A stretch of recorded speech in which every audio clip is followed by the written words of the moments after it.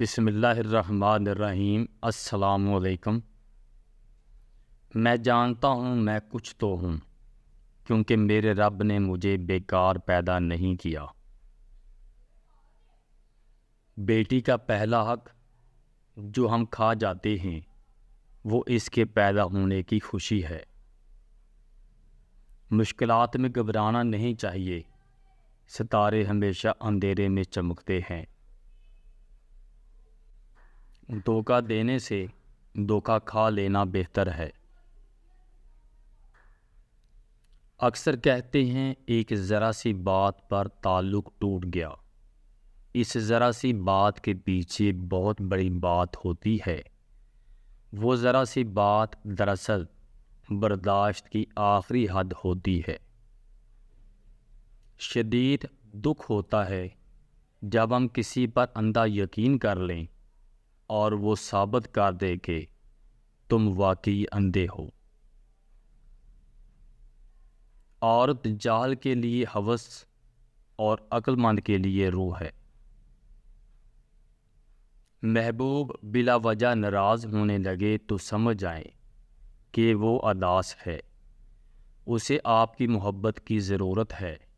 لڑنے کی بجائے اس سے خوب پیار دینا سمجھدار عورتوں کی نشانی ہے۔ عورت کو اگر نئے مرد سے عزت ملے تو وہ اپنی گہری محبت کو بھی قربان کر سکتی ہے۔ زندگی ایسے گزارنی چاہیے کہ اگر کہانی لکھنی پڑے تو کچھ چھپانا نہ پڑے۔ خود کو وہی ظاہر کریں جو آپ ہیں، اور وہی کہیں جو آپ محسوس کرتے ہیں، کیونکہ جو برا مناتے ہیں ان کی پرواہ نہ کریں، اور جن کو پرواہ ہے وہ برا نہیں مناتے۔